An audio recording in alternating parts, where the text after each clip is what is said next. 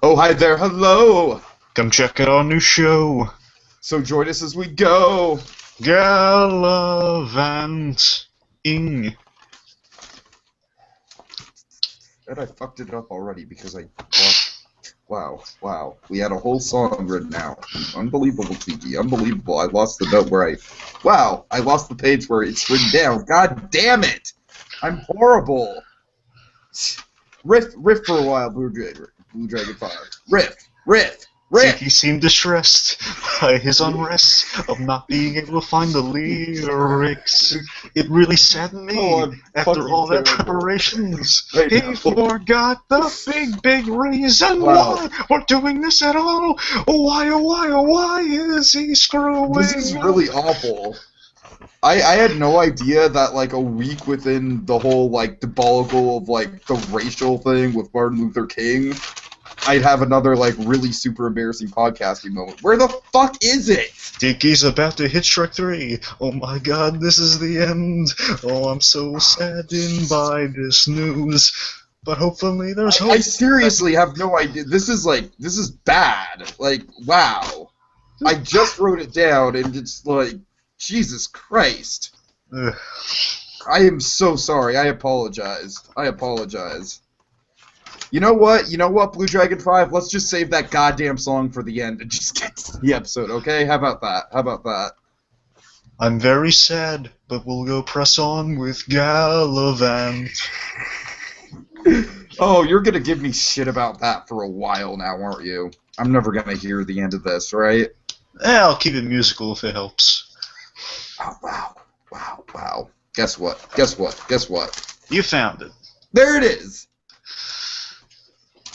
Without further ado, our musical portion, as intended. So let me get a character really quick. That was really cool. Now we've reached the end, and been around the bend on this last episode of Galavant. Kingsley's a mighty prick. Garrett's worried sick, because he's gonna kill his pal, the king. Now, before King Richard's end, Galavant must hatch a plan. Blood zing! There's just one little thing. The bell's about to ring for the season. Boy, I hope the network's listening. Season 2, oh please, we're begging. A cruel cliffhanger's gone, but boy, it's awfully bold. Please tell me it's sold and we'll make a comeback. That's where we leave you at.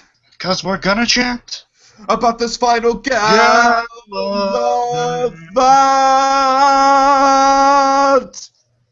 At the very least, that was a pretty decent performance.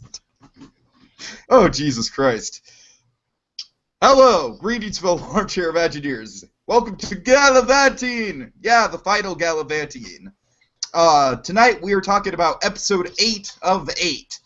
The, quite polarizing, I must say. It's, in the execution. This is a big one. First of all, Dragon 5, oh my god, that was, like, seriously one of the worst on-air blunders I've ever had. I apologize for that. Well, third worst. Wow. Third worst. You still think the racial thing was worse? No, this was far worse than the racial thing, but let's press on. Oh god, it's like literally as soon as I started reading from I shouldn't have even flipped my notebook to that page where I had the intro in, because that intro is drilled into my head already.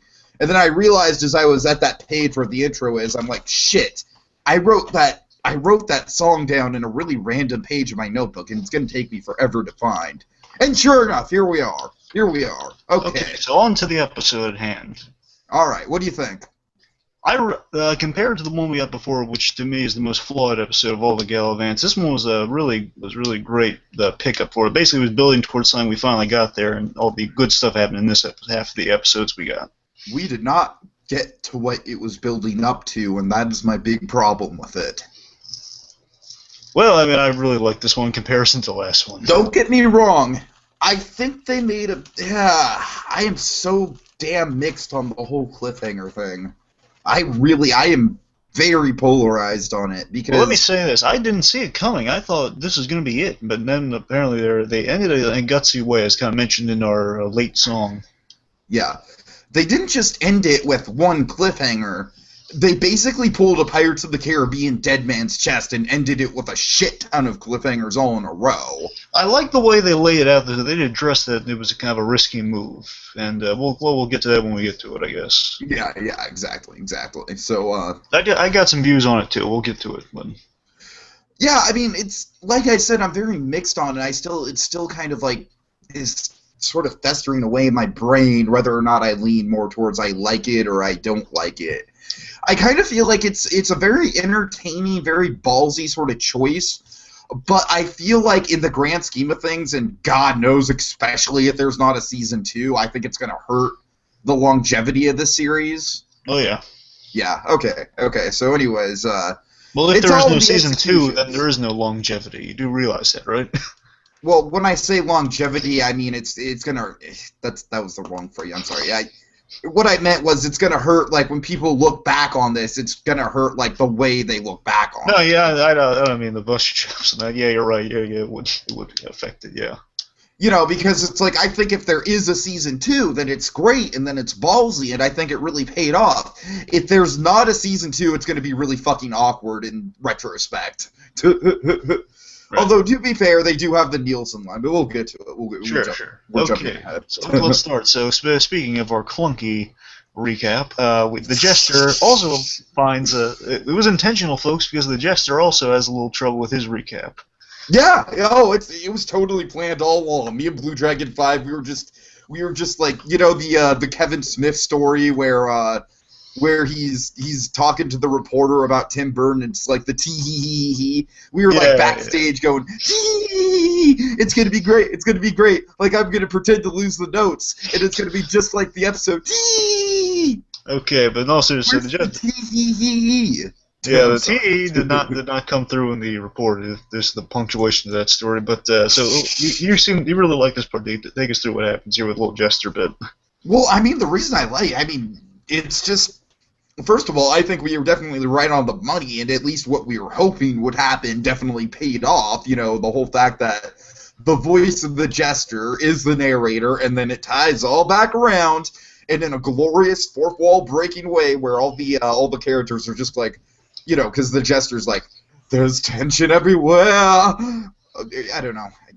Shit, I don't know the lines, but you know, he's hyping it up. He's hyping the end of the season, and everyone's just like, "Oh, come on, man, come on! It's all tense and stuff. Why do you gotta sing?" Yeah, basically, bad time to do the recap. We're all kind of down the dump series. Oh, I was just trying to lighten the mood. I was trying to catch people up. Right. Oh, so I was just trying to catch people up. Bro, I think he says like things are looking dire, which they are at the moment. So. Oh yeah. Again, so cousin Harry did Bub Kiss to help him, so they are still screwed. I really have issue with the way that Harry's presented in this episode, even more so than last episode. I think Harry is probably like probably the main clunker of these last 2 episodes in general. But yeah. Okay, so let's see. Galavant, he's hatching kind of a new escape plan because he realizes the whole. I guess he realized his whole big heroes moment stuff in the previous episode wasn't really helping him out. It's more egocentric. So okay, now we're actually going to work on an actual escape plan here. Mm-hmm. Yeah. Oh, I'm sorry. Go ahead. No, so basically the big hero move was a no-go. So we got to work on a new plan. Galavant says, okay, here's the new plan. I'm going to gain the king's confidence. Mm-hmm. And Isabella, she's getting won over by Galavant. She's kind of giving into it. She's you know, what'd she say? She's kind of like, I'm sorry, it's been a couple days since I'm. Yeah, Isabella, she's confident in Galavant's abilities. Everyone's like kind of maybe they're on a tightrope with this guy, especially the parents, obviously. But I want to say they're much better in this one, even though probably because they don't have a lot to do after the issues I had with them. So in a way, is it kind of like a Barbara situation where it's like they're tolerable because they're not on screen? No. I mean, they were fine, just except for that one hiccup. So they're back on track. Okay, fair enough. Anyway, so the parents, they're pretty much everyone's like, a little unsure about Galavant's playing here because he didn't really go well last time. And Isabel's confident in his ability, and basically, you're right, she's fully embraced the love and wrapping her arms around. And pretty much everyone knows there's tension between these two. Even like the chef and Gwen says, "Oh, they're gonna kiss, aren't they?" And they don't. And Galavant, he's too caught up in Galavant's main flaw. Of course. See, he can't. He wants to avoid the love so he can keep his mind on task here, or at least he's a little oblivious to it. But however, to be fair, and he has grown his character from the last episode, so he's learned that he has to embrace who he is. So he's not shutting it out intentionally. He's unsure how to process this a little. Yeah, he's had his moment in the sun, and he doesn't quite know what to do with it yet. Yeah, so he basically brushes her off from the kiss, and then Sid goes up to him and basically warns him, sir, you're gonna be in the friend zone if you don't make a move on this girl. So come on, why don't you kiss the girl? And now, did you notice that "Kiss the Girl" starts playing? Like, I swear to God, it must be the actual music of "Kiss the Girl." I thought it may have just been me. I don't know. No. I am pretty damn sure that it is the actual background music from "Kiss the Girl." Well, I am almost sure of it. Well, I think Alan Menken might have some domain over this, and maybe they actually could. He does. He definitely does. And you know how I'm so sure of this is because when I was trying to teach myself bass, "Kiss the Girl" was one of the songs that I would play over and over again. So that intro is like really stuck in my head, with all the wood chimes and stuff. So as soon as I heard it, I was like, oh my God, that is "Kiss the Girl." I know that for a fact. Anyway, it's a fun little reference. Great subtle Disney reference. Yeah, and there's another Disney reference coming up that I'm really excited to talk about. But anyways. Doing his little Jamaican, "You'll kiss the girl." Anyway, so Galvin. I love how the music. Of course, it's kind of a running gag of the show how music starts up and then gets cut off. Yeah. Anyway, so Galavant's hesitant for this, and his reason is he's afraid that if he kisses her, it could go on forever. And what he's communicating with that statement is, I'm afraid if I indulge in this love now, I'm not going to be able to get us out of this mess, is what he's saying. Right. He's gained the knowledge that he has to balance it, but he's still worried because he loves this girl so much, he's going to just get too caught up in like he did with Madalena. So again, Galavant has progressed a lot within this series, so good for him. Yeah, no, I mean, I think it's definitely impressive, on a whole for this series. I think the character development has been very good, and it's kind of I'm always, after Breaking Bad, I honestly can't see how anyone can be, I mean, I guess it kind of depends on the show, but just in terms of tight narrative storytelling, I really can't see how anyone could be in favor of 24 episode seasons as opposed to 12 to 13 episode seasons or even 8 episode seasons. Yeah, Bates Motel is only 10 episodes and does so much. Well, Bates Motel is 10 episodes. Of Game of Thrones is famously 10 episodes, although I'm not into that show. It's I just think especially the main concern I have, of course, that's on my mind right now is Gotham. And how we've got 24, 23 episodes of that. Yeah, I think it just might be 20 or 22.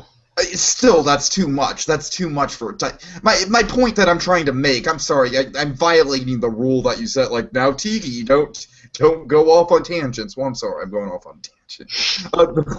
The point I'm trying to make is that with 8 episodes, in 8 half-hour episodes. It's amazing to me just how well these characters were fleshed out, how much dimension they got. The fact that the king, we've talked about this ad nauseum, the fact that the king is literally an evil, homicidal maniac and the most likable, sympathetic character at the same time. It's how the hell did they pull that off? I still don't know, but I love it. Yeah, the king's a very three-dimensional character. Yeah, for sure. I mean, they all are. I mean, can you really... even out of the side characters, we had Weird Al, who was, Weird Al literally had, only, a couple minutes of screen time, but even he was, you got the sense that he was kind of, portrayed as, being addicted to singing and whatnot, and then we got, Gareth had so many levels. Well, of course, we love Gareth. I mean, honestly, the one character I would say is maybe a little one-dimensional is probably, Kingsley? Well, yeah, Kingsley's kind of weak. I don't know. It bothers me that we got introduced to these two villains so late. But anyways, let's get back on track. We're kind of going off on a tangent. All right. So let me just find. So I apologize. One thing I want to address that might be a potential gripe, but what the point is illustrated. I don't think it is. One could say that Galavant kind of regresses from his previous arc, but no, I think it's still in line with his progression from last episode. That one could say, oh, now he's He's had his hero's moment, so now, what, he's still unsure about his feelings? No, he knows about his feelings, but he's still affected by it. That's what I'm standing by. I mean, to tell you the truth, I honestly think that the person that suffers the most from regressing from development is Gareth. I disagree with you there. We'll get to it. I know you disagree, and I definitely think that Gareth has a couple of really strong moments this episode, but I just think he acts like too much of a jerk. Anyways, let's move on. Speaking of Gareth... Yes. So let's see. Oh yeah. Oh, by the way, said has a really funny line after he says, "I could kiss her. I worry if I kiss her, it'll go on forever." And he gives a funny look and says, "What has happened to you?" Anyway, say Gareth brings him lunch, which is literally just a sack of rats. This stuff's like, oh, you can get the fat one. Oh, that's sweet. Disgusting, but sweet. Yeah. However, again, Galavant... Disgusting but sweet could sum up the chef and Gwen's relationship as a whole. Well, starting my favorite element of this episode, Galavant puts his plan into motion here about winning the king over, and he I know, but when I was watching this, I was like, oh my god, Blue Dragon 5 is just going to squeal with glee when he sees this. I kinda did. So Galavant is, because I've been hyping these two guys up, and I like the dynamics between their characters, and they're gonna meet. Yeah, I mean, I don't think this was very hard to predict, but I definitely, I think it was very natural given the course of these two guys and their character development that this would happen. It was so fun. Yeah, definitely. It was great. Okay, so let's see. So Galavant essentially he tells Gareth he wants an audience with the king. He says, "For what? So we can gossip about Madalena. Do you really think the king wants to gossip like essentially gossip like a schoolgirl about Nex?" And then my easy response to that is yes. Yes, he does. But more funny way, we transition to just the king's bed chambers, and they're just having a grand time bashing Madalena. Okay, and here is where I definitely think that this is the most direct homage they give to the king being kind of a Prince John from Robin Hood sort of character. Yeah, he looks exactly like the guy. He really does. He looks and acts exactly like. I mean, they are going full on Prince John mode in this. Yeah, he's in his. All he needs to do is suck his thumb, and it'd be perfect. Well, remember, he sucked his thumb when he was a kid in the flashback. Very true, yeah. Alright. Anyway, so yeah, it is hilarious. He's in his pajamas and still wearing the crown in his pajamas, like Prince John. Oh, sorry, King. Is it Prince John? Prince John. Yeah. You mean he wasn't a king? No. The whole thing with his character was that the king was his brother, but the king was missing, so he took over as the prince. It's been ages since I've watched that. Sorry. Yeah. Okay. Yeah, no, it's fine. So basically, King Gareth's also in the room, and the Galander's just bashing Madalena, and basically saying, and they're having a grand old time, and basically saying, talking about her nasty feet. Basically saying she has a thing she wants. She has large troll feet. She doesn't take off her socks in bed. Really, really fun. Basically, they're bonding. Galavant and is kind of bonding with the king, putting in motion. But I think there's some genuine camaraderie there, so it's not all superficial. It might start. No, I definitely think so. I mean, especially the way this episode ends up, I definitely think by the end of the episode, the king and him have formed a genuine bond. Yeah. So basically, again, so twisted and surprising given the circumstances, but I love it. So basically, they're bonding over. Basically, they've been scorned by the same woman, and they're celebrating too, and they're saying, Galavant makes a point. Hey, why don't we get a drink? Talk and dish a little more about Madalena and Ross. Been scorned by the same woman. Bros before hoes and all that such.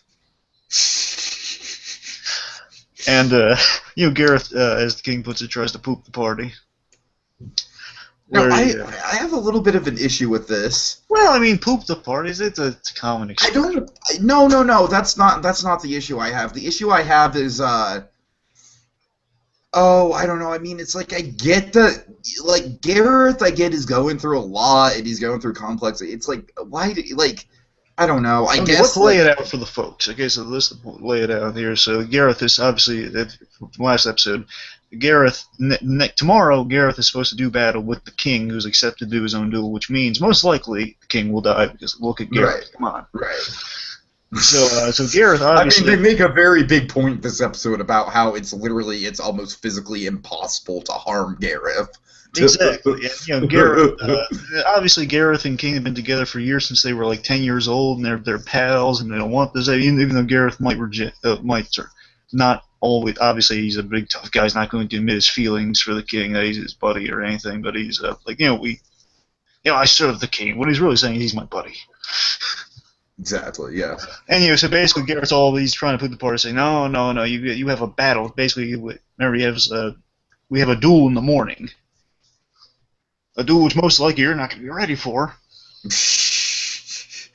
So I guess is Garreth like, I don't know, it's like I get maybe he's trying to give the king a fighting chance, I guess. I don't know. Well, what's the issue, T? You're not giving me an issue here. What's the problem? My issue is that I don't see why it would matter one way or another to Garreth if the king's well rested or not, because Garreth full well knows that the king is fucked either way. Well, I believe, I'm going to say this, I think... So why not let the king have his guy time? That's what I'm saying. All right. Well, no, I'm thinking it's Garreth. I think it's Garreth trying to express his feelings in that he's saying, this is not a happy situation. Tomorrow I'm going to have to kill you. Essentially, it's not. It's more so like he feels stressed and he blames the king for now you accept your own duel. I'm going to lose you because of that. And he's taking out his anger at the situation on this little moment. That's what I think. That's what I read it as. All right, I hear you. That's what I read it as. So yeah. Okay. Anyways, there's a really funny line in response to it, though. It's basically, Garreth pooping the party. He says, sorry, I'm just trying to read my notes here. Well, Gary, the king basically says, "Oh, you're worried about me, Garreth." That line made me roll on the floor laughing for longer than it should have. So again, I think Garrett just points out, I'm going to have to kill you tomorrow, which obviously is not good because you finally decide to fight your own. So yeah, he's voicing his anger at the situation. So he says, "I'm going to have to kill you. We're going to do battle tomorrow. I'm going to have to kill you, and it's not good, because of all the times you now choose to fight your own battles."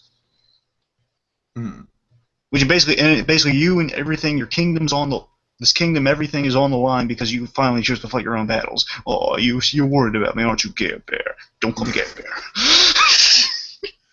I love just how offended Garreth is. Like, don't call me Garreth Bear. There's a history behind that name. Oh, of course. There is. It's so adorable. I was laughing. I'm sorry, I was laughing so hard at Garreth Bear. I had to rewind it. When I watched it the second time, I had to rewind it because I just was laughing so hard the first time I watched it. So it's I think it's the funniest line of the episode. I don't know. It's really funny. Yeah. Oh, just the sincerity and the bond that's implied with that. Oh, you're worried about me, aren't you, Garrett? Don't call me Garrett. But that does somewhat have what the emotional level is going to be later on in the episode of Garrett brushing off the feelings, but there is a connection there. Yeah, I mean, I guess... I don't know. I guess it kind of works more on a rewatch, but it's like I guess I was at first kind of taken aback by how much of a jerk Garreth is acting like, but I guess it all makes sense given that he's wrestling with emotions and whatnot. Of course, and then also what the king does, he mentions, remember, I like they called back Pearl from way back in the second episode. Remember Pearl? No, I don't. Okay, Pearl was the king was having dinner with Madalena. He mentions Pearl learned to love me. Like you will, remember, Pearl's is the one that raised him while the parents were like the king and queen ruled the kingdom. Okay. The one who sings the song. No, I really don't remember. This is why I shouldn't have gone back and rewatched it. I really wanted to try and find time to. I'm sorry. They call back to the king. His parents were being kind of neglectful to him. Pearl was hired, ordered to basically keep him kind of like a nursemaid, Yeah, I believe you. I just don't remember it. And anyway, so the king brings up, "Oh, Garreth, let's sing that song." And I love the idea that Pearl, obviously Garreth's bodyguard, so he'd be around him all 24/7. So Pearl would watch them both, and they're kind of like brothers in that way, in a way. Almost. Okay, that makes sense. I get you. I think my memory's starting to jog a little bit.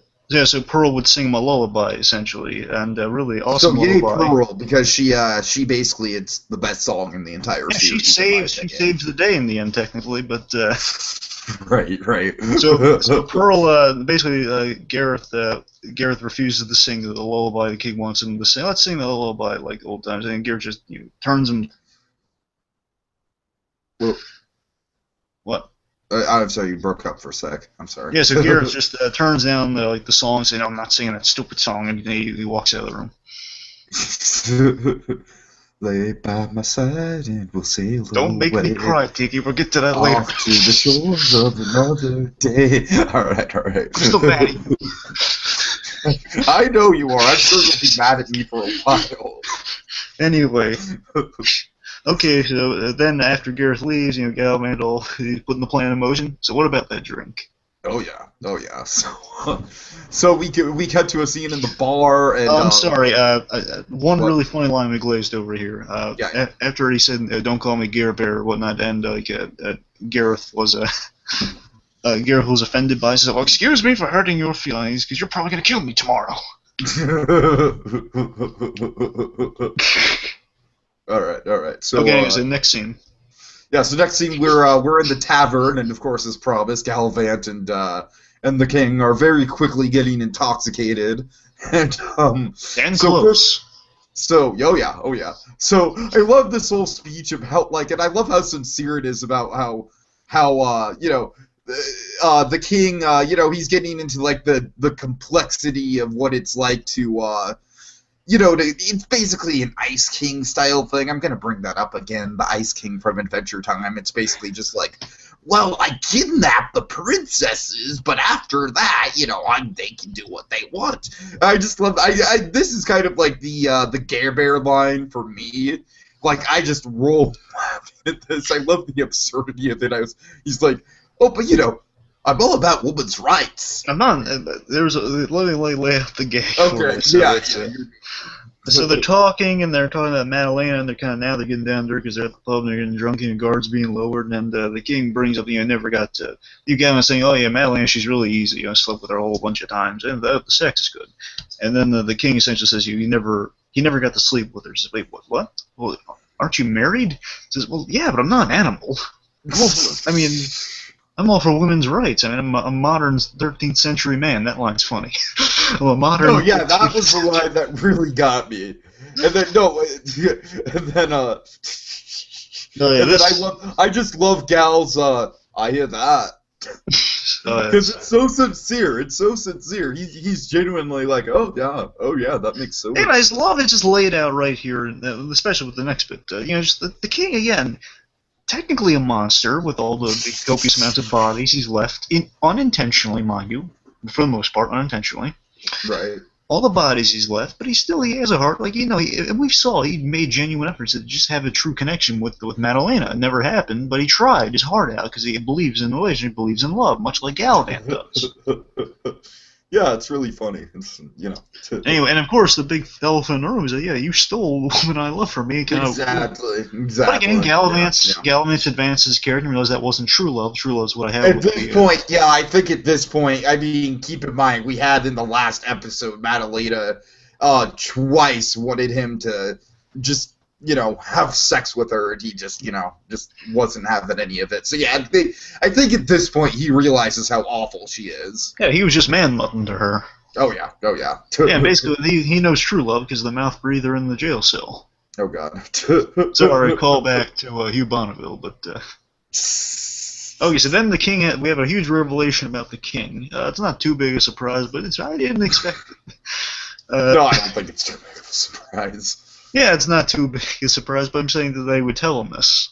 Oh, yeah, exactly, yeah. Anyway, so the king, and not to degrade anyone who is as the king is, but anyway, so the king mentions that he's never known true love. And I love how it starts off really subtle because they're drunk. It's just being said blatantly afterwards. He says, I've never really known. I thought Madalena was going to be the one I loved, and we were going to engage in. Basically, a flower always saying you're engaged in sex, but we never, I never found that love. I don't think I've ever been in love, and it's kind of starting to come out slowly that Yeah, I've never actually. Well, I've never actually pollinated the flower. Oh God. And then Galavant is just like in shock. He says, "Wait, what? That's." Then the king gets really, really offended, really for a moment. Like he gets all defensive. If you basically, That's right. I am the king, boy. You're the king. Says, "That's right. I'm the king, boy. I'll have you killed." Basically, it's a touchy. Oh, no, I'm sorry. I'm sorry. You see, this is why I don't have any guy friends. That's hilarious.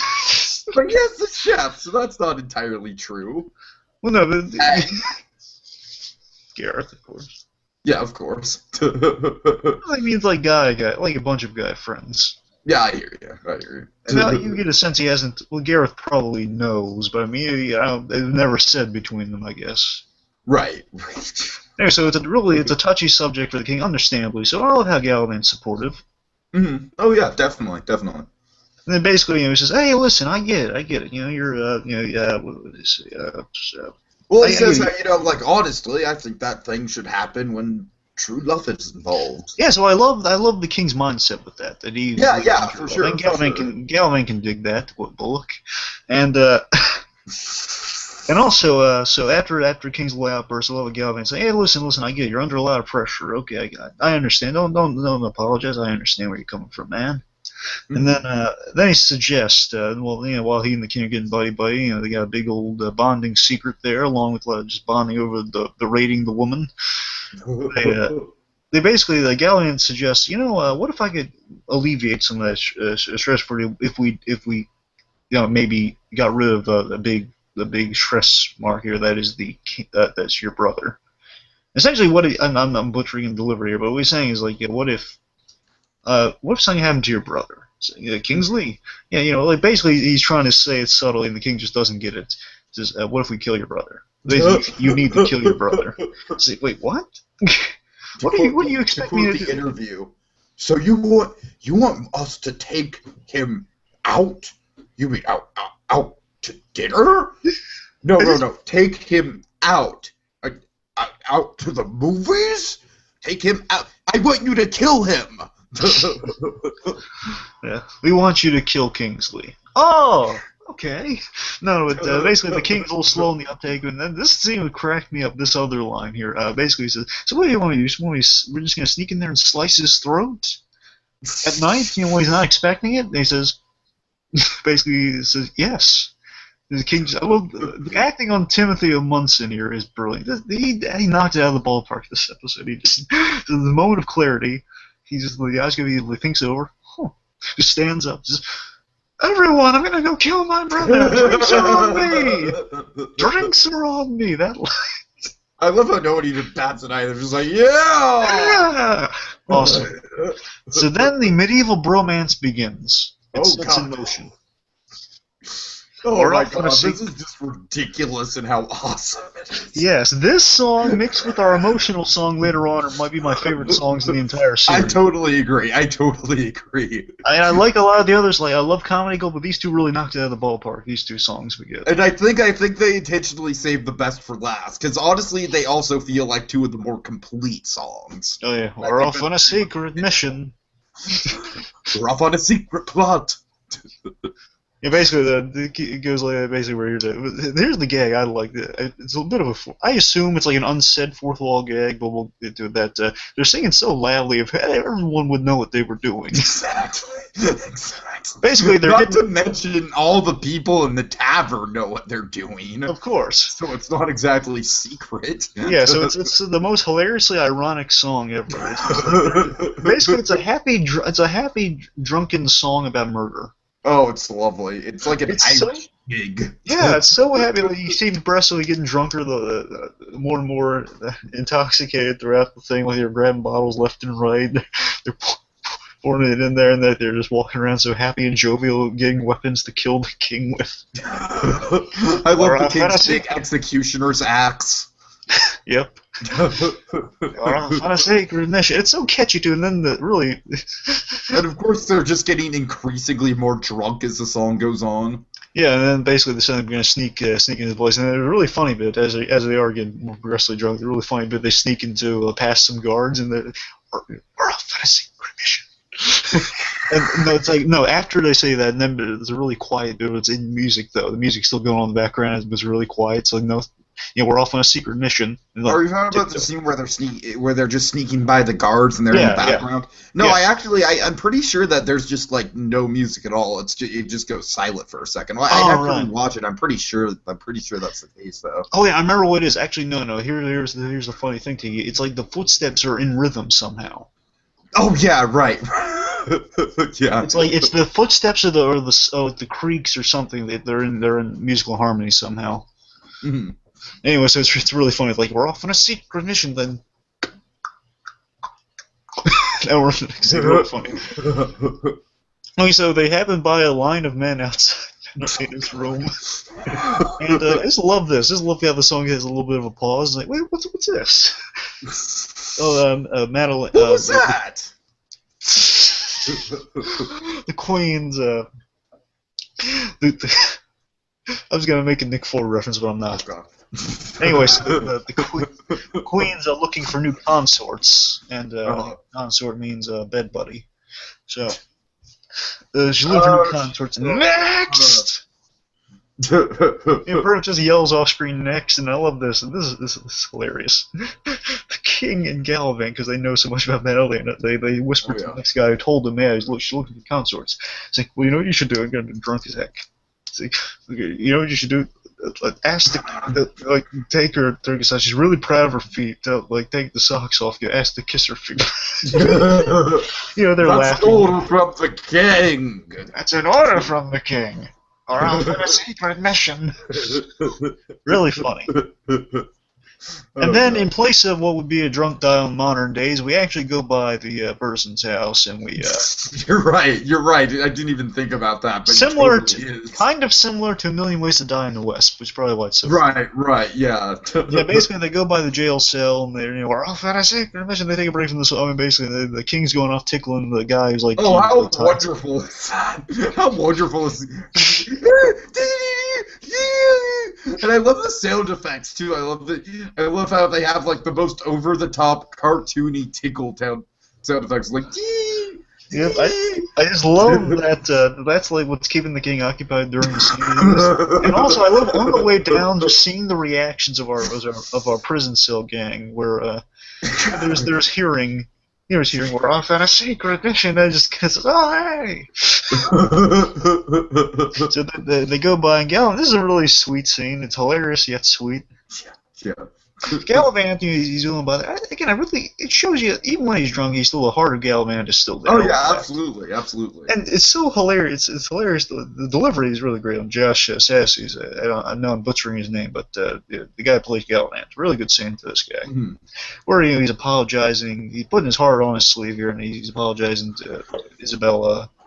And Isabella has no idea what's going on. She's like, "Are you drunk?" Yeah, but. Pretty much. Listen, I'm sorry I didn't kiss you. I should have. I was. Yeah, it's a really sweet scene. He's apologizing for not kissing. I really should have. You're so pretty, Izzy.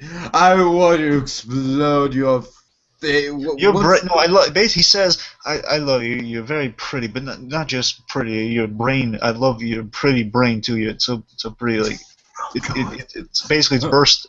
It's what was the burst? The brain wants to burst all over her pretty face or something like that. Yeah. So it's a sweet yet drunken line. Really funny. Mm-hmm. Oh yeah. So again, everyone's just like looking like what? Like what is? I'm sure her parents are not happy at all. Well, I know her mother's probably not happy. It's really funny to think with the mother in this scene. Oh yeah. Mommy dearest, I think he says the mommy. Mommy, way to keep it tight.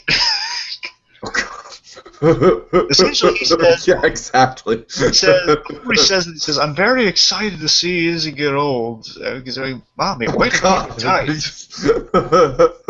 Just very, very inappropriate stuff. Also, I love it. This is a little simple, but he says. And oh yes, and basically addresses everyone. Just a red stick man. Hey, he mentioned you.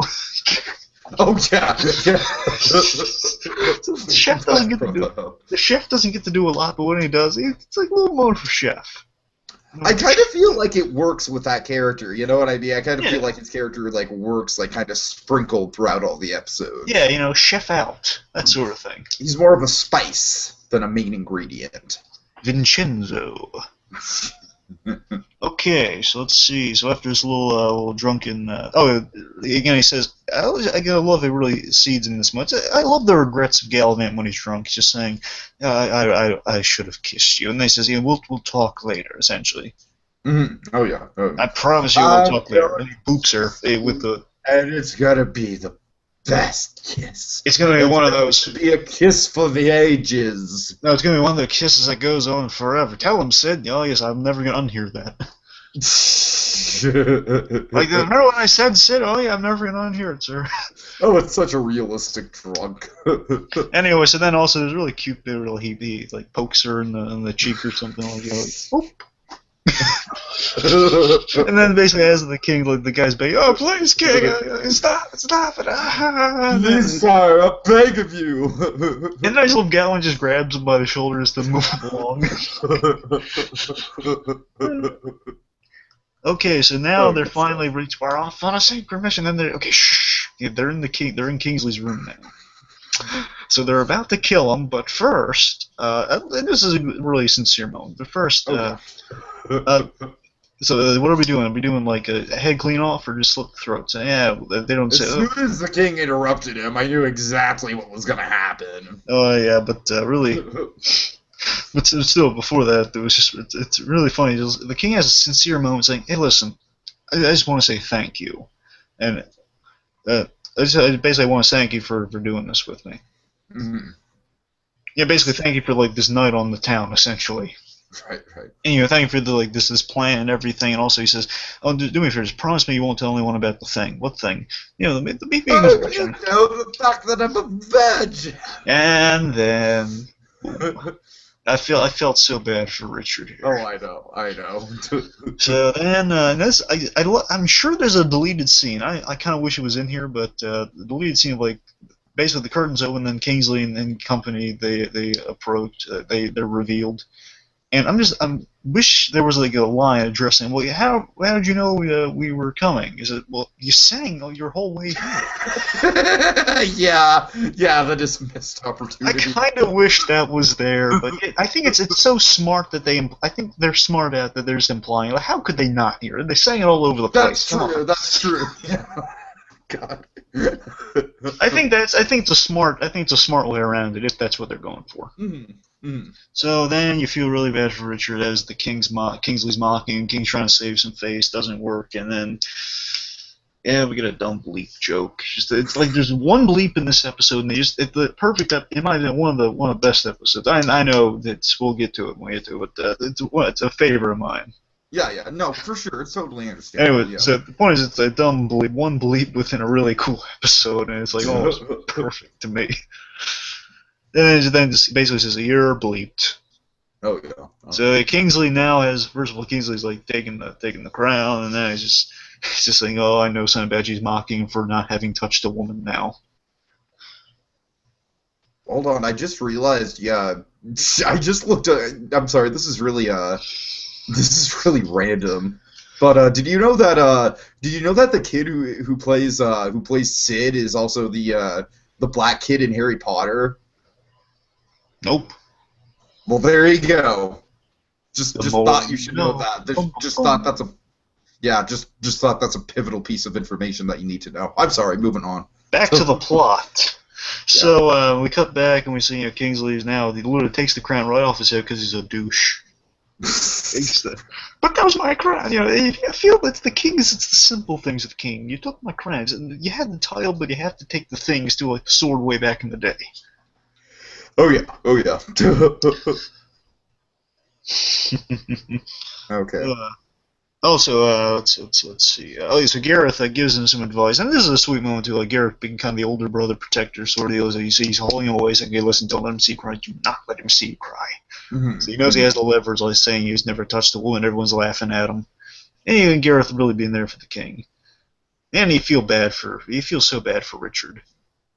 Yeah, oh yeah, definitely. And there's a really funny twisted line with Garreth. So I guess just the poor salt in the wound. He's now offering Garreth what his brother could never get. He's offering him women if he wins, killing his brother. I have issue with this. Well, is it because of the fat, or is it?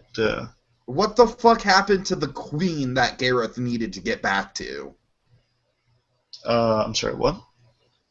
They mention a specific line in, I believe it's episode 6, where Gareth's like, "Oh, I'm sorry, I need to get back to my queen, sir." And then the king freaks out. He's like, "Can you believe this? You need to get back to your queen." I mean, is it just a Duchess situation going on with Gareth? No, Tiki. No, he means literally the Madalena requested him. He doesn't mean like a girl or anything. No, he means actually Madalena needed something.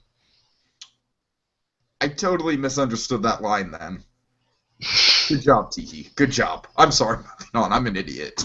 So I thought you meant like the whole. I mean, there's like a mini thing of like he says, basically offers Garreth the win. What do you want? He said I need to get back to my queen. I thought that was implying that he had a wife. No. So I'm an idiot. I'm sorry. So Garreth is basically offered like, what's your taste in women? My queen. So I'm sorry. It's like it's a form of like my king, my queen. Anyway. Yeah, I know. Okay, so he says like, what's your taste in women? Either really skinny or really fat. I do love the payoff to that line. Now, you'll remember, Garreth said he likes his women, and I was a little put off by the fat because he said he was specifically in the first, the first episode actually, he said he likes his women skinny, like sickly skinny. Yeah, that's true. I'm saying, I guess, well, that's kind of a more dimension than Garrett's character. He doesn't like the in-betweens. He likes a specified woman. Oh yeah, that's totally a pivotal part of his character development. So he's either for the Duchess or a real skinny broad. Oh god. Yeah. So kind of in a way, kind of like he's either a Duchess type or a Fish Mooney type.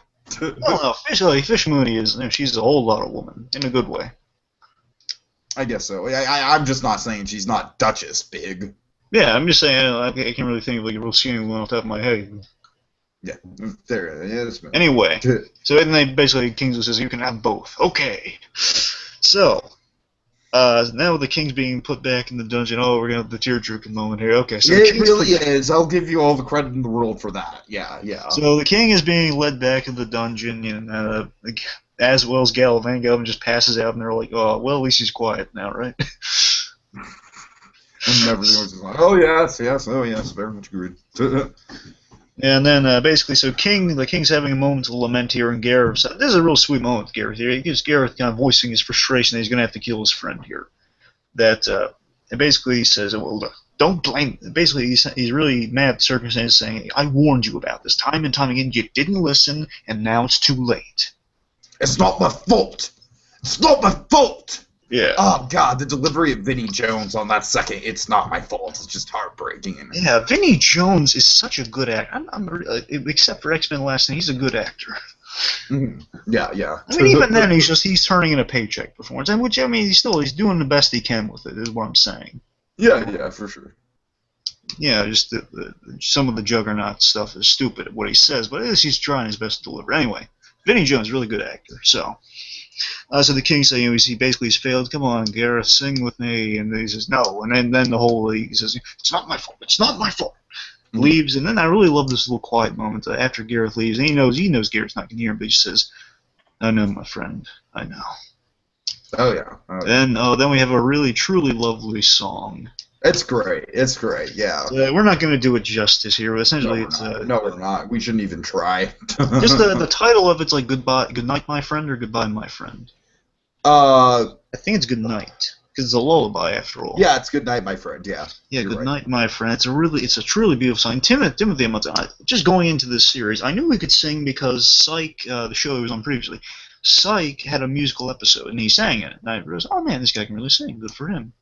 And absolutely. His voice is just killer. Yeah, throughout the series, he didn't have a lot of songs. When he did sing, it was great. And in this last one, oh man, it was so beautiful. It was so beautiful and heartfelt what he was singing here. So he basically sang, the opening lyrics to it. Yeah, I haven't done. Lay by my side and we'll sail away off to the shores of another day. That's all I got. Yeah, it was really. Again, we're not doing it just, but I think this is really brilliant. That's what see it in the song here about. But kudos to Menken and his partner. I feel bad for Shaft and the partner. We just know Menken more. Mm. But the guy who co-wrote Tango, really good stuff. I think he did more of the. I forget if he did lyrics or score. Well, Menken is definitely he's a shit. I don't know. He's a no. The thing is, guy, I think I think Menken did the score and the other guy did the lyrics. Kudos. Yeah. They might switch it off now and again, for my knowledge, but. Is Menken? Yeah. Okay. I'm sorry. Anyway, so basically, the song points out sailing away and hearing echoes. Right. Yeah. So I think because think about it, echoes. I'm sorry. It doesn't say echoes. I wrote echoes because that's what it does. Sorry. The point of the song is about sailing away, which does factor in big time to the ending of this episode. That I thought was good. Anyway, so the song is a beautiful song that on it echoes throughout the kingdom, and I like the idea. What do you think? Do you like the idea of echoing or just just looking up during random things? Was it more? Well, I mean, I'm always for this show having kind of like that fourth Wall-E thing where everyone is aware that they're in a musical, so I was fine with it. Yeah. Yeah. So either for me personally, I thought of it like, well, it was kind of an echoey. There's kind of an echo going on in the jail cell. In the dungeon. I honestly just kind of got I honestly just kind of took it as like it's kind of like it's one of those scenes where like the big sort of like I'm sorry, I'm getting kind of an echo on your. Do you mind turning your volume down just a little bit? I'm sorry. So in theater they call it an 11th hour number. It's the musical number that's right before the big finale. And I think, it's basically like a song that's sung by one of the main characters, and then we get like kind of like we check in on all our cast, what they're up to, and I think what they're trying to do with this is that they're trying to just make a joke about how the voiceover is going on through all these other scenes, and I basically think I don't even try to put logic to it. I think it's just kind of like supposed to be like a fourth wall type thing. Sure. I don't know. I kind of wrote it off as it's an echo carried by them. His voice is so beautiful, it echoes throughout the whole kingdom. They all hear it. I guess it just could be that he has a damn good voice. Sure. Okay, so throughout the visuals we see in this scene, that basically people hearing the song and feeling. I have them all written down actually. I have go through them. Okay, so Lena, I'm sorry, Madalena. Lena for short. She's in bed with like 2 or 3 suitors, I think, at the same time. And she, it is kind of like a very rare sort of like moment of humanizing her a little bit because she's, she's like, oh god. Yeah, the woman who won't give him any is in bed with 2 other men. Right. Okay, and then let's see. We have the fight that's in the tavern that breaks up. And then my personal favorite, I'm sure we have the prisoner who's about to be hung, and then the executioner hears it, and then they both just start hugging. The song's so beautiful. They have they're like the mailman befriending the dog, and then the Fairly Odd Parents Christmas special. Yeah. And then we have everyone getting comfortable with each other in the prison. All getting friendly. Yeah, and then Chef, and that's important. We see Chef and Gwen, and we see the King and Queen, and then we see Gareth and Galavant, and then Isabella. She's kind of she's just snuggling up to him in his drunken stupor. She puts this nice coat she's got on over him, really, which is really sweet. Yeah. And then the moment that just almost brings a tear to my eyes, that we see Gareth, our old buddy Gareth. He's tossing and turning, knowing that he can't go through this. It's a beautiful song, and it's not. It's returning. We see him tossing and turning because of these memories that are coming back from hearing that song over and over again. Mm-hmm. And it's so beautiful. Yeah, it's really well done. It's really good. My friend, really beautiful. Yeah. So now it's morning. Song is echoed. Everyone has now been affected by it. Let's see what happens. So Galavant awakens from his hangover. Oh God, yeah, blinding light. What happened last night? Oh, you came in here and said that basically like your brain exploded all over. Yeah, everyone's just like waiting expectantly for him to wake up. It's like that moment from one of my favorite Spielberg movies, The Terminal. Oh god, they're all just kind of it's a sweet musical, it's a musically grand bit, but they're all just kind of waiting for him, and they're really just waiting to deliver, like just waiting to deliver. The war is over. Right, yeah. Okay, but so Galavant's waking and basically says, "Oh, I think I may have ruined. I don't remember much, but I think it might ruin our chances to escape." Exactly. Then who comes in? Garreth. Garreth to the rescue. And basically says, "Okay, well, we're doomed." No, you're not. Garreth's to the rescue, and then he takes. He's there for the king. Says, "No, I'm here to get you out of here." And the king's like, "Oh, hooray, man! Really, it's horrible down here." Mm. And then also he's taking Galavant. He says, "Wait, no, we're all going." He says, "No, just Galavant." He says, "No, I'm not leaving without him." Galavant beats the crap out of Garreth for a moment. Well, good thing. Looks like you folks found us just in time. Only the thing is, we gonna have to take the boy. What? The boy. We gonna have to take him. Guess what show that's from, Blue Dragon 5? Guess what show that's from? Guess what dopey reference that is? Lost? Yes!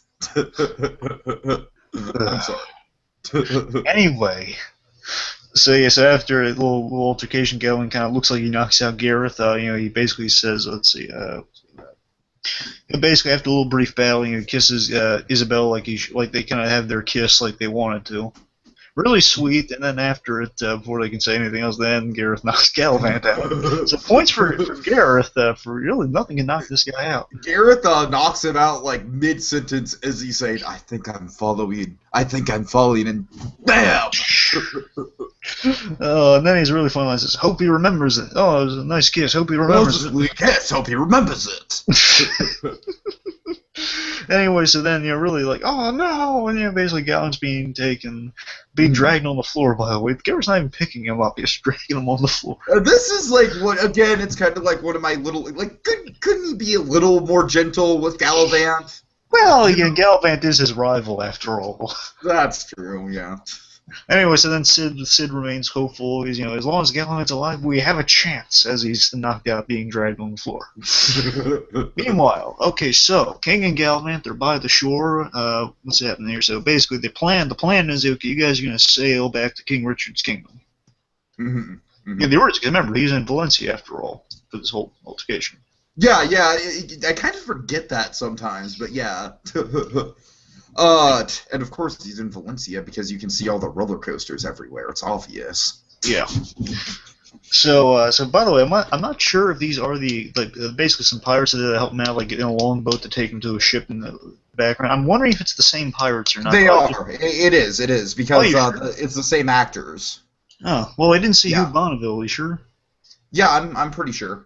Okay, that's cool touch if that is true, which I'll take your word for. I mean, all I know is that I looked up on IMDb, and the same actors played Pirates 1 and 2 for 2 different episodes. So. Okay. So yeah. All right, let's see. So as they're going through the plan here, obviously Galavant refuses to go, and so does the king. King says, "Oh no, Garreth made my bed. I'm gonna stay." And he says, "No," and then basically after Galavant refuses. Garreth just flat out doesn't even say a word. He's just like, "You get in the boat." Yeah. He's just like, he's not hearing any of that. The king is not going to die. Yeah, first of all, he tells Galavant, you're going to do it, or basically alert all the guards at the king if they see your friends, or they see you, they're going to kill your friends. Mm. So you're going, or you're going to die. Basically, you're going, or your pals are going to die. Right, and King says, no, Garreth, I appreciate the sentiment, but I'm gonna see this thing to the end. No, basically gives him he says, no, you're not. You're getting in that boat right now. You're right. He's dead set on not letting his buddy die. Mm-hmm. And he basically, I wrote it down. I know it doesn't make any sense, but I wrote it down as the Lassie treatment. It's like the classic scene where he's like, he insults the beloved pet, so he goes away. Yeah. It pretty much says, "Oh, Garreth, you do care about it." No, I don't. No one likes you. I don't like you, and you we're too much of a. Well, now you're just going into specifics, so I'll believe you. Yeah, so I'll believe you. I think he says, "But I know you're lying," doesn't he? Mm-hmm. I think so. Yeah. Basically, so he insults him, so it'll go away, and obviously, King can see through it, but he appreciates it. So, so the question that's maybe raised is like how genuine it is, but I think was given the bit we have towards the end, we know he doesn't mean what he's saying. Anyway, so I mean, he knows that a lot of it's true, but he doesn't mean he doesn't like the guy. Yeah, exactly. Certainly, he does wear a lot of velvet, but the velvet looks cool though. So, okay, so then basically he and Galavant make a deal. So not one. This is a real sweet scene. So this is look, not one hair on their head gets harmed, and I will be back one day to serve justice here. Mm-hmm. Okay. Just watch my friends. Basically, watch my friends, and Garreth says, okay, you're gonna make me a promise. You're gonna watch the king. Cause one hair on his basically gives. Okay, here's some instructions for the king. He needs a second pillow, or else he won't go to sleep. I love that. Dairy makes him gassy. Specifically, he needs a second pillow to snuggle with. Yeah. Dairy makes him gassy. And this one's hilarious. If he gets cranky, give him some salty snack. It's good for his electrolytes. Yeah. And then he says, this is a much more intimidating threat, which I thought was awesome. It just shows you how much he actually cares. He's like, and if I find one hair on his head harmed, I'm gonna gut you. Use your skin as a lap blanket. Deal? They make a deal. They shake on it. Yeah. Okay. So basically, you protect my friends, and I'll protect the king. That's the deal. Oh yeah. And I love that Gareth's smart enough to realize, okay, my rival here, he's the best there is at what he does. So I'm gonna take him. We're gonna make him guard the king, so nothing bad happens to him. Yeah, exactly. It's a good plan for sure. It's like Gareth realizing, short of me, this guy's the only one competent enough to do the job, and I have leverage over him, so we have a perfect guy to use for the job.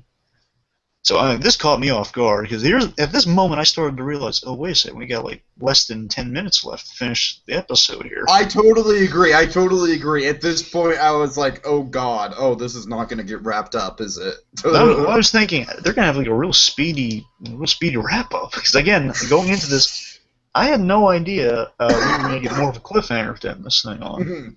I thought it was going to wrap up like a miniseries, but a lot of what people are kind of pissed about is the fact that they were specifically advertising an 8-episode extravaganza, and they feel like it's unfinished. Yeah, so, we'll put a pin in that for. Oh yeah. Okay, so let's see. So then here's the bit that makes me think. Okay, Gareth, no matter what we're going to see coming up here, he's remaining true to the king here. When he says a little bit of this, they see him sailing off like the song. He says, really sweet, it almost brings a tear to my eye. He says, "Good night, my friend." Yeah. Oh, God, it's so beautiful. My friend. He gives like a salute goodbye or something. That's real. Man, I'm getting weepy over like, go to the next scene. Do it now! Okay, so next scene, Gareth, let's see, he comes back into the throne room, and oh shoot, not yet. Very vague. Kingsley. I'm sorry. So Kingsley, just to remind you, we have a villain after all, but you'll see what happens soon. Kingsley basically says, "Okay, where's the prisoners escaped? Where are they? Find them, or I'll eat your firstborn." Really dark line. Oh yeah, it really is. It really is. Especially if you consider that role in Sin City where you kind of raised someone to eat people. Oh god. Oh god. Right. Oh god. So yeah, so pretty much find them or I'll eat your firstborn. And then Madeline. Thanks for that. I'm gonna have that image in my head. All right. I deserve it though. I deserve it. Yeah, I deserve worse. So then Gareth walks in and says, "Oh, I'm sure he's behind it." Madeline says to him. Then basically, Gareth is commanded to kill the prisoners. Mm-hmm. Oh, I'm sorry. When I said find them, I didn't mean basically. Galavant and Richard have escaped specifically. Yeah. Okay, so basically, Gareth is told to kill the other prisoners. Oh yeah, and okay, so he comes in. We see hangman nooses. Oh yeah, very ominous, very ominous. Wondering, oh man, is Gareth just gonna lie through his teeth? Is he actually do something? Well, we know he's not gonna lie. He's a man of honor. Yeah, right. We know he's got something up his sleeve. So. So he's like, all right, you guys are going to escape. And one of you is gonna knock me out. Yeah, you guys are gonna knock me out and take the keys and get out of here. So go on. What's the first punch? Then we have like a mini montage here of basically everyone having a go at knocking him out, and unsuccessful. And the most hilarious part is that Gwen, again, she's a dark streak to her. She delivers the most amount of punches, does nothing. Oh yeah, she's going nuts with it. To be honest with you, I expected the Jester to be the one to lay him out, but that didn't happen. Oh, that'd be good. That'd be good. If you. Because I was just saying he is the fighter shit. I'm just saying he's the tallest guy there. Right. I thought either he or the chef might have done. I wouldn't. The chef I really liked. It's like he takes like a very weak punch and then really injures his fist. I thought, to be honest with you, I thought it was either going to be the Jester, and if not the Jester, I thought it was going to be Sid that was going to do the deed. Sid would have maybe made sense, yeah. Okay, anyways. However, we get stuff with Sid, so let's see. So Brim's no luck, and then he just says, okay, just go. but then, uh-oh. Not Sid. Yeah. I'm keeping your insurance. Yeah. Don't worry, Sid, we'll come at you, please, because I'm very scared. I'm very scared. Smart on Garreth to have some insurance just in case. Smart on him. Yeah, for sure. Plus, it is Galavant's sidekick after all, so you know it's the most important of the prisoners. Besides, arguably, Madalena or Bella. I'm sorry, God. Sure. Good point. Arguably, though. Arguably. Sure. Okay, so then this is the big shocker to end on. Oh yeah. So Garreth goes up there and it's revealed did you kill all the prisoners? All that need to be killed? Says no, I didn't kill them. And this Kingsley just pointing out the logic here of saying Kingsley just saying what kind of kingdom are you running here? He just goes out and admits that he didn't do it. He says, what kind of kingdom are you running here? Basically not a good one. Then he's this moment made me scared for a moment. Did it make you scared for a moment? He pulls out the sword. Yeah, oh yeah. I was worried. Kingsley hasn't been doing a lot of stuff. It's a little bit of a letdown, but thankfully I feel like Kingsley in general is kind of a wasted character, but whatever. Yeah, because Kingsley pulls out the sword, the very sword that he stole from King Richard way back in the day, and it looks like, oh no, he's about to kill Garreth, please, no! It's like there are going to be some changes around here. It's kind of like that moment in the last episode of Gotham where Gilzean's on the line. Yeah, we would have been moping for weeks if Garreth got it. Oh yeah. Man, henchmen with G's, that's the way to go nowadays. It really is. I can't wait for Gary the henchman for some show. Oh god. Let's see Dylan's next henchman be named Gary or Gil or Gil already died. Never mind. Okay, so let's see. Alright, so then big shocker. I did not see this coming. Madalena we see Kingsley go down because he's been stabbed with a little dagger in the back, and it's by Madalena's hand. Big shocker. Turns out it wasn't my type. And you just got a promotion. And I must admit, I really do love Gareth's last line. You're going to have to either lose or gain a lot of weight. And then we have the money shot. This money shot's really cool. Oh. We pan out, we see him taking. Basically, he's been promoted to king. Oh yeah. And we see the dead king on the foreground, like on the floor, dead, and it's really cool. Yeah. Garreth holding the kingly sword. I mean, there was a minor thing they might have been trying to see, like, is Garreth just going to be, they have seen it at the end here, that maybe Garreth might be turned that, which we know is not happening at all. He's loyal to the king. Yeah, I don't know. It's kind of one of those things where I was a little bit hesitant about the direction it went. But I don't know. I think I was sold more on it on a rewatch, though. Oh yeah, so let's see. So meanwhile, okay, then we go to Prince Harry's place. This thing's really creepy. So we go to Prince Harry's place. Basically, our dungeon gang, they escaped, and now they're looking for some refuge. And I guess I'm going to assume the closest kingdom would be Prince Harry's place. Again, he didn't make it there after one carrier pigeon. Right. Could have been sent like a year ago. A year ago, yeah, exactly. So then Prince Harry's there, a little bit of comedy of like, oh, I'm over you, is he? I'm just kidding, come in here. Let's get to know each other. And then basically they're all welcome to stay, but more so Isabel. And basically this scene creeped me out. So, It creeped me out, but I just don't think we had enough development on Harry to really warrant it. I don't know, that's what made it scary, though. Yeah, I guess. I don't know. Basically, the kid has worked up a little room for us. Oh, yeah, I've been waiting for you. Got a little room worked up here for you. It's like a little dollhouse. And, oh, God. It's a one-room dollhouse. He walks in there, and like the doors close. Say goodbye to Izzy. Yeah. Really creepy shot. That's scary. But also, she says, basically, you can live here forever.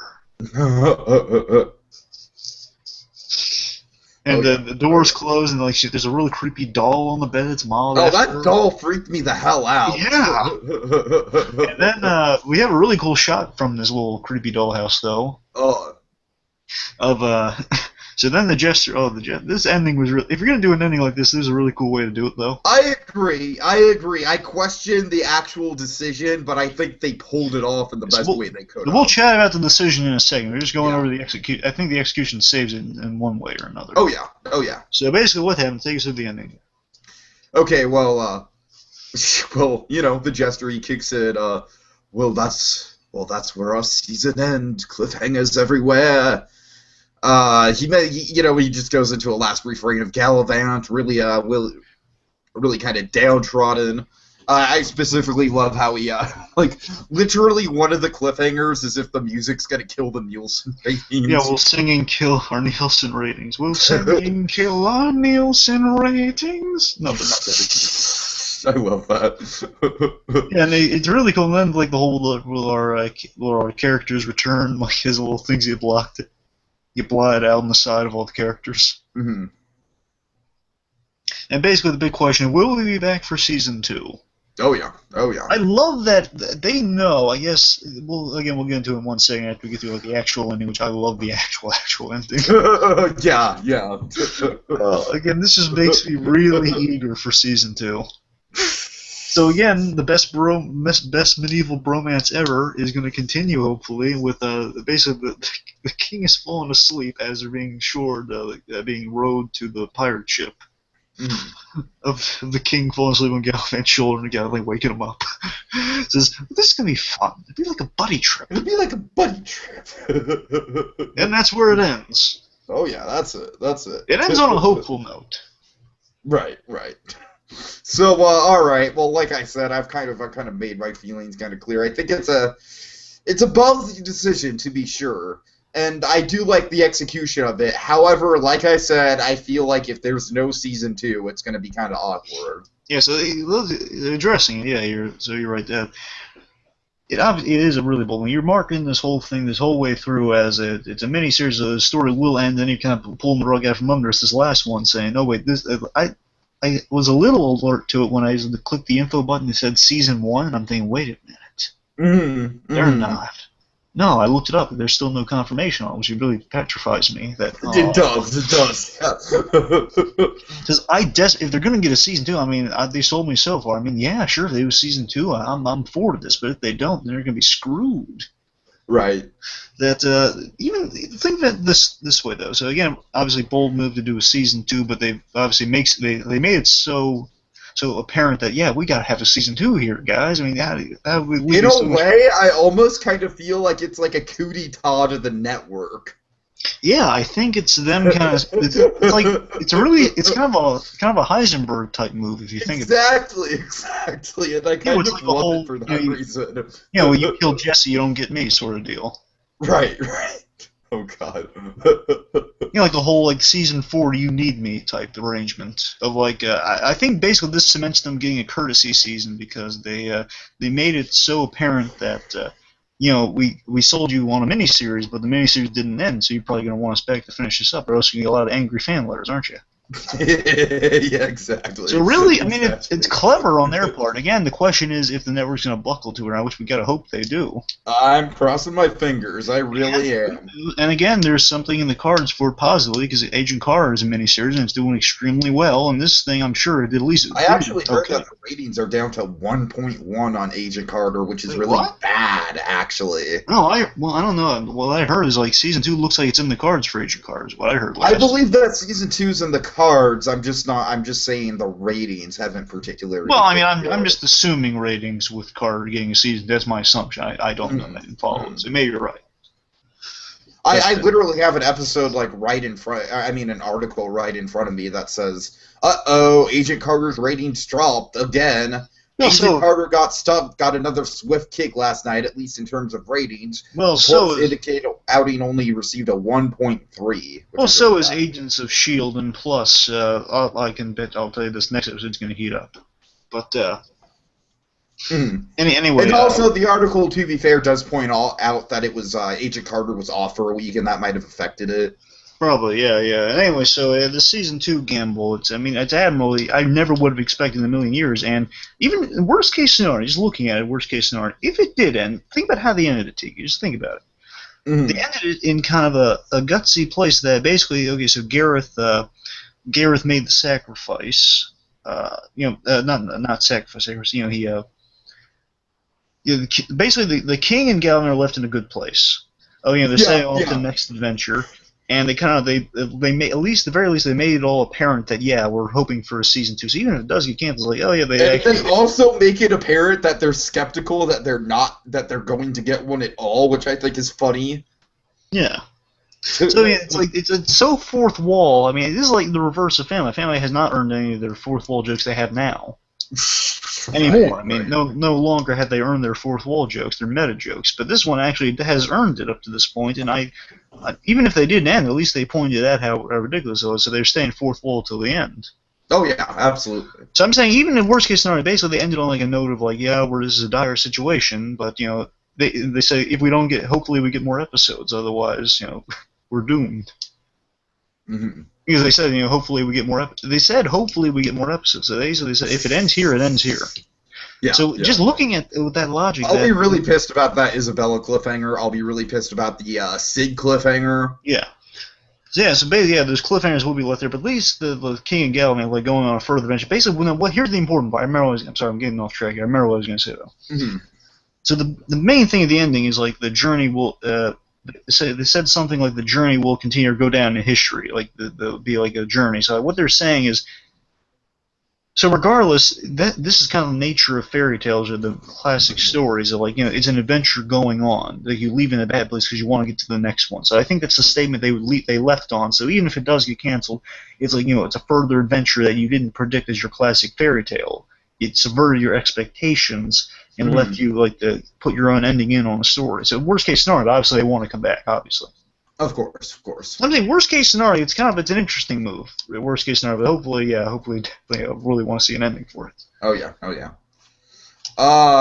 And of course we'll do one last show for Galavantine, at least for season 1. Hopefully we'll be back for season 2, where we speculate on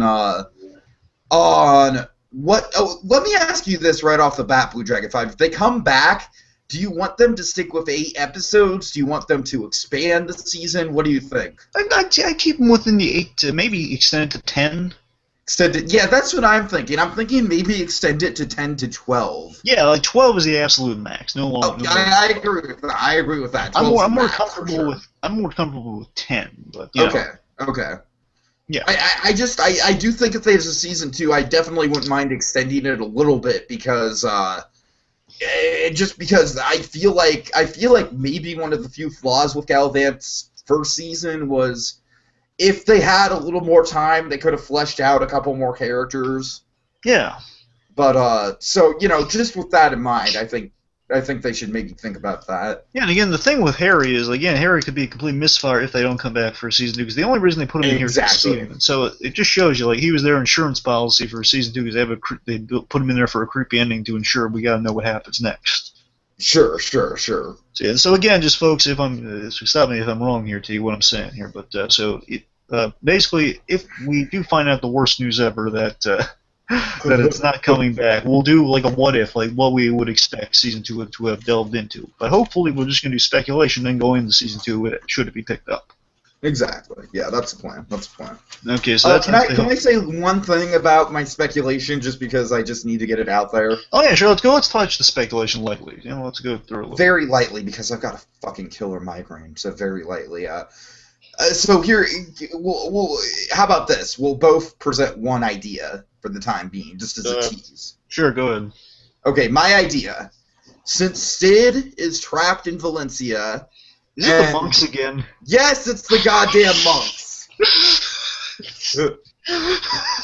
Get him out with the monks, have him and Weird Al go on a journey, and have Weird Al withdrawn from singing with the other monks. And have Weird Al be a main character. There. Done. That's my pitch. That's basically my pitch for the entirety of Season 2. Just Sid and Weird Al on a road trip. Forget all the other characters. Just that. I want to see that. No, I'm just kidding. Well, speaking of road trip, again, I'm fascinated and so excited about the idea of the King and Galavant kind of being like the ultimate, basically the first act of the Muppet movie, you know, just possibly going on an adventure, you know, like, and maybe seeing some familiar faces like John Stamos' character. I like that guy, and he's going to rival the Galavant, you know. It's just, I would hope that they definitely bring back some of the guest stars in kind of more prominent roles. Yeah, I just like the idea of them going on adventures together, making their way back. It's basically kind of like a Penguin from Gotham story unfolding with these guys, just much more comedic. Exactly. Speaking of Gotham, I kind of felt like the cliffhanger was almost eerily similar to the cliffhanger we got with this week's Gotham, where it's like, you know, like Harvey's sending Fish out of town, but Fish makes him promise to take care of the friend. You know what I mean? Oh, that did not occur to me. Well, remember, this came before that episode. No, I know it did. I'm just saying it's very similar. Right. Very similar setups. Yeah. Oh, I'm leaving. I've got a mission to take care of, but hey, look after my friend. Try and save him. Yeah, well, yeah, I'm just fascinated by those two guys bonded together and just going on an adventure. Maybe when they get back, maybe make it kind of like a caper of some sort, like a master plan unfolding, like, almost like a heist movie type thing going on for a bit, for an episode at least. Mm-hmm. Oh yeah. Okay. Let's see, anything else we should... just overall thoughts on the season. Yeah, I mean, I definitely think it's... I think the series hit a peak in the third week. Although I definitely do think the finale was probably one of the better episodes of the series. I'm not going to go as far as to say it's the best. Overall, I definitely think that the compliment I can give the show is it really didn't draw me in at first, but by the end of basically by the end of Comedy Gold, but especially by the end of episode 6, I was really hooked. And then, you know, it's just, it got a lot of character development within 8 half-hour episodes. It's just an overall really good product that I feel really proves the validity of miniseries as a whole. But not as much as Over the Garden Wall. You have to fucking watch Over the Garden Wall. Well, miniseries are definitely a big comeback, especially with Marvel's grand plans. Oh yeah. With Daredevils and whatnot, and Jessica Jones. By the way, real quick, I was vindicated lately in a good way in that I called one of our characters in Jessica Jones. Did you? Yeah, Purple Man. Oh, nice. And he's being played by that Doctor Who fellow, that David Tennant. Oh, David Tennant. Okay, that's nice. Yeah, but overall for this, yeah, you're right, Tiki. I think our 3 best episodes are, by far, if you ask me, it's Comedy Gold, Dragon League, which is episode 6, and this finale episode. Again, I don't think we've had a bad one. If you rank them, like even the one before the finale would definitely be at the bottom of my list ranking. And I disagree with that, but whatever. Fair enough. Anyway, so overall, yeah, this series is fun. Again, it just appealed to me, like, it has that kind of a Disney spark from Tangled in it all, but it's its own thing. It's like it's a music, like it's love. Oh, it's absolutely its own thing, and I totally think that I'm very glad that it's officially kind of part of Disney canon, because I think it's a very kind of like unique, subversive thing to have in Disney canon. Well, remember, it's not in Disney canon per se. It's in Disney's wheelhouse. It's in Disney's canon the same way the Marvel movies are in Disney's canon. Oh yeah, sure. If you go by that stretch, yeah, sure. I thought you meant like they're in the same universe, which no, I'm not saying that. I'm just saying it's another Disney property, and it's kind of an interesting sort of like, I know it's not officially like part of the Disney universe, but this is definitely kind of in the range of like never mind. I was gonna say maybe Disney's ownership or Once Upon a Time, but I think they have an influence over it though, because again they worked with them for like Frozen and stuff, so. Sure, yeah. Anyway, the point is, so yeah, just going off of a show like Once Upon a Time is literally watching a promo for this. I mean, what kind of hooked me on this show is in the promos were really smartly done with all the singing. selling one, just a musical mini event. And obviously, musical event we had before was Peter Pan, so that wasn't helping. But just what hooked me on was like just the costuming and like what looked like be fun acting. Just the big reminder of a really good actor who's going to be attached to it, Timothy L. Munson. And we got even better familiar faces with the guest stars and Vinnie Jones. Awesome. Oh yeah. So the point is, this series, I didn't know what to expect going into this. I was fearing it was going to be too farcical, but no, it actually delivered a lot of heart with the laughs, and I appreciated that. It did. That's one of its greatest strengths, for sure. Yeah, and again, the King just kept me coming back, and overall, the series is really fun. I do hope it comes back. Oh yeah, absolutely, absolutely. I'd be pretty bummed if it didn't. I was very pleased with this series. I'm glad you liked it. Yeah, no, yeah, absolutely. Like, at the end of the day, like, you know, if you go back and watch that first episode that we did, I was very kind of, like, unenthusiastic about it. I was like, yeah, this is just kind of like a Monty Python ripoff. I'm not really sure if I'm into it. But, yeah, no, by the end, I'm definitely as big of a fan of it as you are, for sure. Mm-hmm. All right, so should we get to our outro song? Sure. Uh-oh. Blue Dragon 5, you're gonna kill me. I don't know where it is. No, I'm just kidding. Gotcha. All right. Okay. Okay. Well, folks, time to wrap things up. Now that's as far we go. We have no more show. Unless there's a season 2. Of Galavant. Season 2. Ba, ba, ba.